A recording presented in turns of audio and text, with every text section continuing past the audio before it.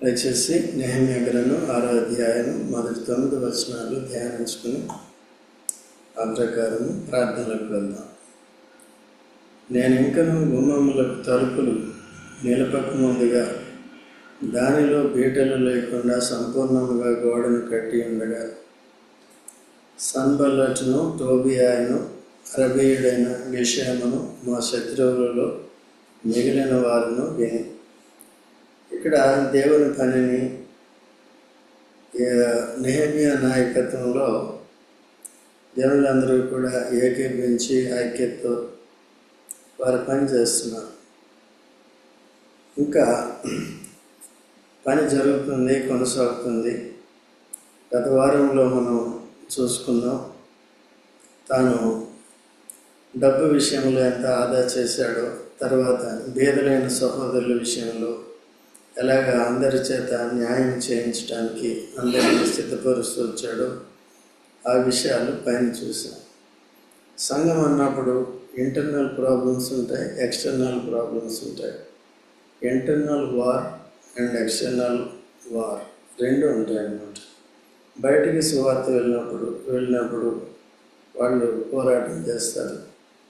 తర్వాత సంఘంలో కూడా శరీరానుసార్లు విచ్చలవిడిగా ప్రవర్తిస్తూ ఆత్మానుసారాన్ని ఎదిరించి బెదిరించే వారుగా ఉంటారు. సేవా నియమాలని పాటించిన వారుగా ఉంటారు. వారు చివరికి దైవోగ్రతకు గురవుతారు. ఎందుకంటే దుష్టుని యొక్క విజయం నిమిషం మాత్రమే ఉంటుంది. యోగ గ్రంథంలో ఉంటుంది. దుష్టుల యొక్క విజయం కొన్ని క్షణాలే ఉంటుంది. సో నీతిమంతులు ఎప్పుడు కూడా కదల్చబడరు. వాళ్ళు ఎప్పుడు కూడా స్థిరంగా ఉంటారు.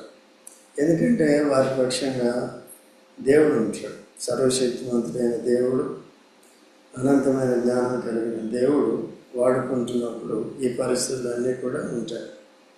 సో ఈ లోకం సృష్టి ఆరంభం నుంచి దేవుడు, సాతాను ఇద్దరు కూడా పనిచేస్తున్నారు. దేవుడు నిర్మాణం చేస్తుంటే సాతాను ఎప్పుడు కూడా దాన్ని కూలగొట్టడానికి, పాడు చేయటానికి పూనుకొని దేవునికి విరోధంగా ఉంటున్నాడు. వానికి వచ్చే నిత్య శిక్ష వస్తుంది. వానితో ఏకీభించిన వారికి కూడా నిత్య శిక్ష ఉంటుంది. అది భయంకరం. ఊహిస్తేనే దాన్ని మనం అర్థం చేసుకోవాలి. సో మన గ్రహింపుకి అతీతంగా ఉంటుంది ఆ శిక్ష యొక్క బాధ ఎలా ఉంటుంది. ఎంతకాలం విడుదల లేకుండా దాంట్లోకి వెళ్ళిపోయి అక్కడే ఉంటుంది. అదే పరలోకానికి వెళ్ళినప్పుడు ఎంత స్వేచ్ఛ ఉంటుంది, ఎంత మహిమ ఉంటుంది. జీవాన్ని మనం సంపూర్ణంగా నిత్యత్వంలో అనుభవించడానికి పరలోకంలోనే వీలవుతుంది. సో అక్కడ ఎప్పుడు కూడా ఏముంటుందో తెలుసండి. రోమీయులకు రాసిన పత్రిక 14వ అధ్యాయం 17వ వచనం త్వరగా చదవండి. రోమీయులకు రాసిన పత్రిక 14:17 త్వరగా ఎవరైనా చదవండి. రోమా 14:17. దేవుని రాజ్యము భోజనము పానము కాదు కానీ నీతియు సమాధానము పరిశుద్ధాత్మ యందలి ఆనందమునై ఉన్నది. దేవుని రాజ్యము నీతియు సమాధానం. ఈ లోక రాజ్యము భోజనము పానం. తింటే ఎంత ఆనందము, బిర్యానీ ఉంటుంది. సడన్గా జ్వరం వస్తుంది, సడన్గా లివర్ పనిచేయదు, అనేకమైన రోగాలు వస్తాయి. అయితే పరలోక రాజ్యం తిండి తిప్పలు కాదు కానీ ఏంటంటే నీతియు సమాధానము పరిశుద్ధాత్మ నందలి ఆనందం. సో అలాగా మనం ఆత్మీయ జీవితం కొరకే మనం సిద్ధపడుతూ రావాలి. అయితే ఈ భూలోకంలో ఉన్నంత వరకు మనం సంఘంలో ఉన్నప్పుడు ఆ దినాల్లో నెహెమ్యాతో ఏకీభవించి పనిచేసిన వారి వల్ల మనం ఉండాలి. పండుకునే వారిలాగా ఉండకూడదు, అశ్రద్ధగా ఉండేవారిలాగా ఉండకూడదు.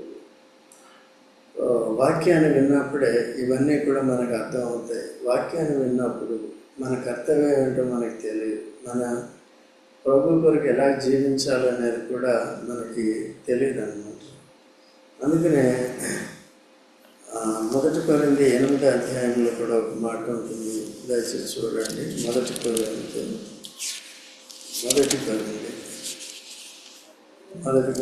8వ అధ్యాయంలో మనము ఎవరి కొరకు ఉన్నామంటే దయచేసి చూడండి.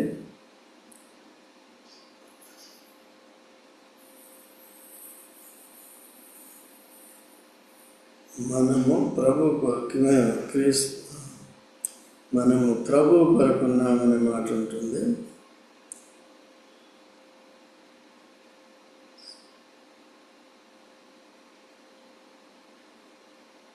చూడండి, మనం ఆయన ద్వారా కలిగిన వారిని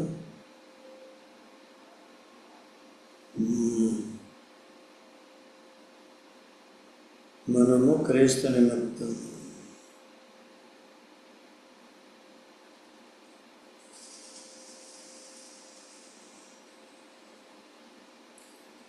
ఏడవ వచనం చదవండి. అయితే అందరి యందు ఈ జ్ఞానం లేదు. కొందరి వరకు విగ్రహమును ఆరాధించిన వారు కనుక, కొందరు ఇది వరకు విగ్రహములు ఆరాధించిన వారు కనుక తాము భుజించు పదార్థములు విగ్రహములకు బలి ఇయ్యబడినవని ఎంచి భుజించుదు. ఇందువలన వారి మనస్సాక్షి బలహీనమైనదే అపవిత్రమవుతుంది. సరే, ఇక్కడ లేదు, ఇక్కడ కనపడలేదు. అయితే మనము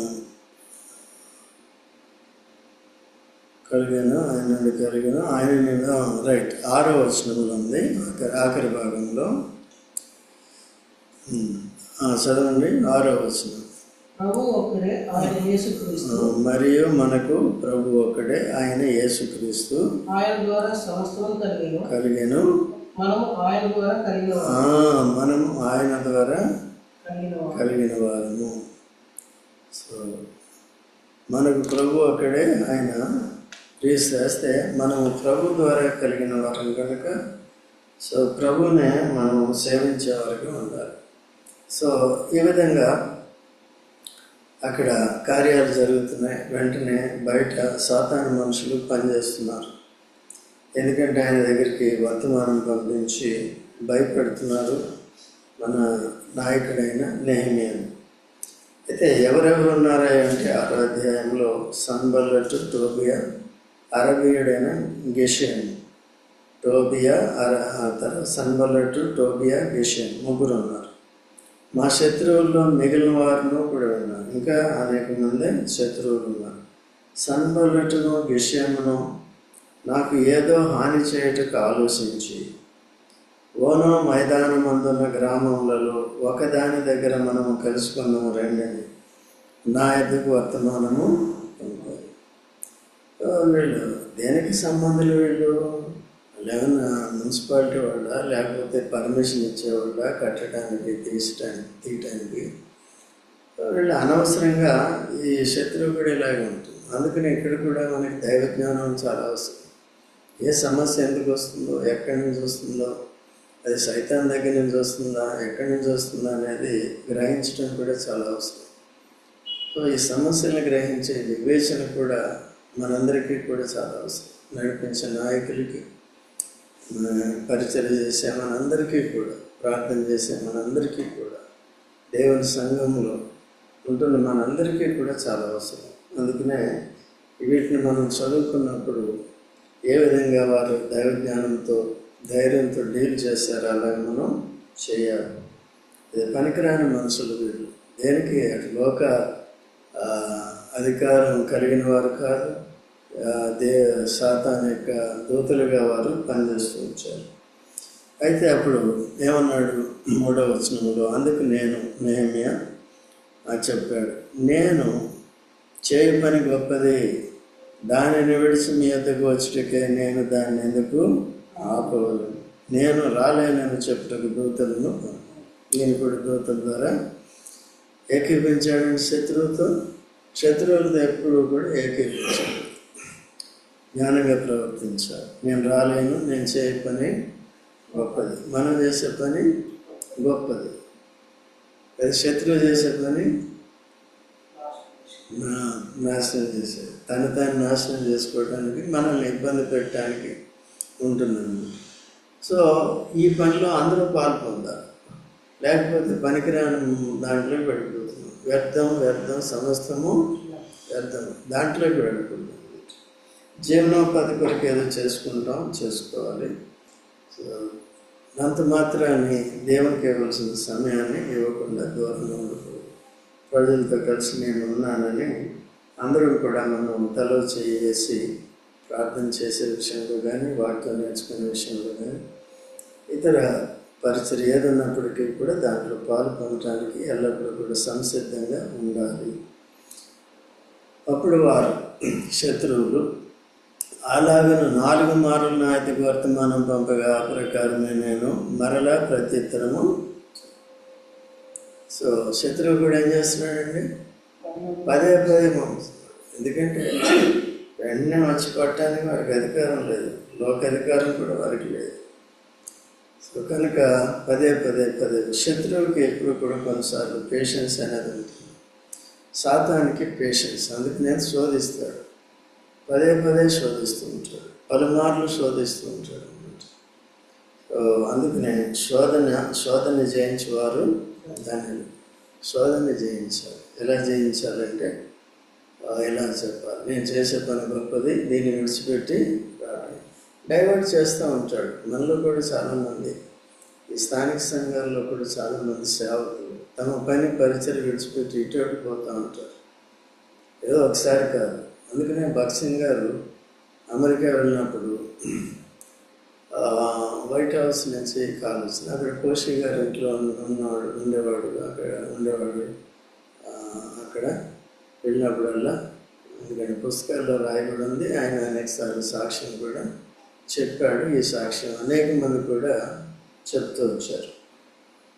కోషి గారు అంటే అమెరికాలో కోషి గారు కూడా నాకు పరిచయం. అప్పుడు ఆయనకి అమెరికాలో కూడా 4 రోజులు ట్రాన్స్లేషన్ చేయడానికి కూడా ఇంగ్లీష్ టు తెలుగు దేవుడు నాకు అవకాశం ఇచ్చాడు. అట్లా ఆయన చనిపోయారు, ఇప్పుడు లేరు. ఆయన కొడుకు ఇప్పుడు జాయ్ ఆయన నడిపిస్తున్నాడు. కనుక సిరక్యూస్లో ఉంటుంది వాళ్ళది సంఘం. వాళ్ళ ఇంటికి వెళ్తూ ఉండేవాడు. వెళ్ళినప్పుడు ఆయన అమెరికా వచ్చాడు, భక్సింగ్ ఇండియా అని. అది వైట్ హౌస్కి తెలిసినప్పుడు వాళ్ళు కాల్ చేశారంట, ఇక్కడ మీరు ప్రసంగం చేయటం. వైట్ హౌస్లో చర్చ్ ఉంటుంది అన్నమాట.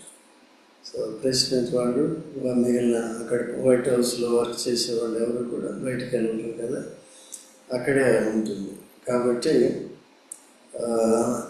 ఫోన్ చేసి కోషి గారికి ఇట్లా భక్సింగ్ ఆఫ్ ఇండియా వచ్చారంట, మా దగ్గర పరిచయం చేయాలన్నప్పుడు, సరే ఆయనకి ఇన్ఫార్మ్ చేస్తే నేను ప్రేయర్ చేసి చెప్తానని చెప్పాడు.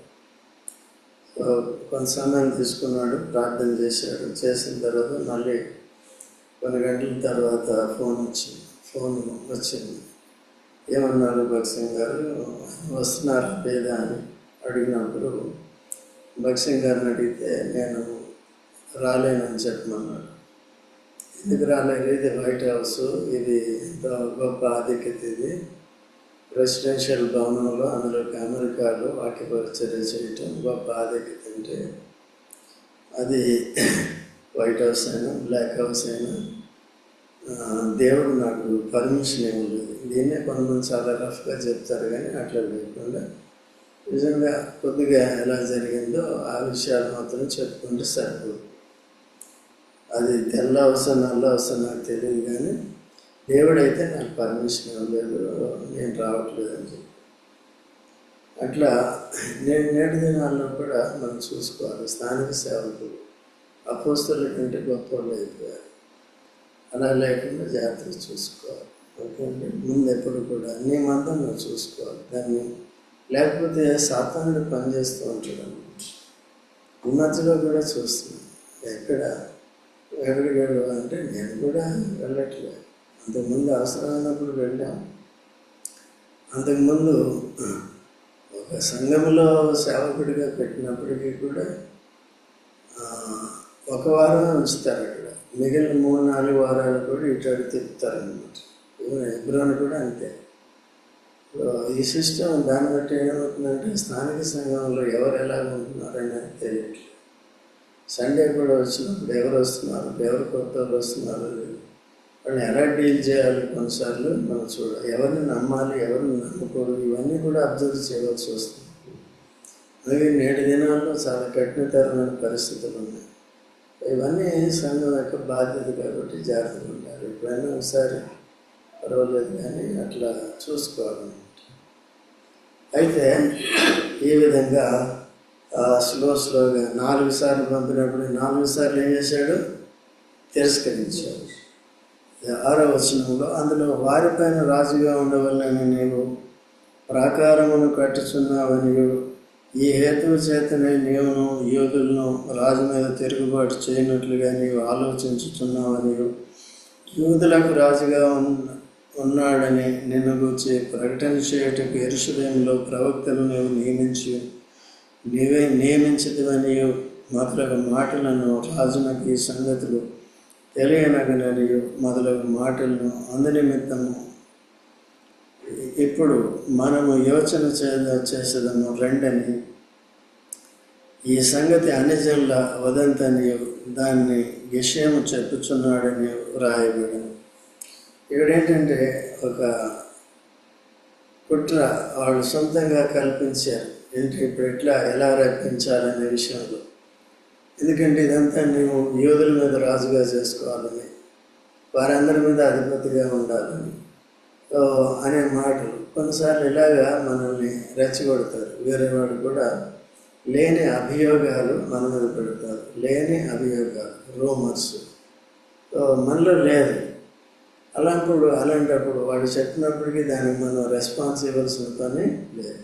యేసు ప్రభు మీద కూడా ఈ పరిచయాలు, శాస్త్రులు, ప్రధానులు, వాళ్ళు కూడా యాజకులు అనేకమైన అభియోగాలు పెట్టారు. సో అయినప్పటికీ కూడా యేసుక్రీస్తు ప్రభు ఎవరికి చెప్పాలో ఎవరికి చెప్పకూడదో అలాగా తను పూర్తిగా తన మాటల్ని అదుపులో పెట్టుకున్నాడు. తన యొక్క ఆలోచనలన్నీ కూడా, ఉద్రేకాన్ని అంతటి కూడా అదుపులో పెట్టుకుంది. ఆ విధంగానే తాను మాట్లాడుతూ వచ్చాడు. మనం కూడా ఇటువంటి నిగ్రహ శక్తి అనేది చాలా అవసరం.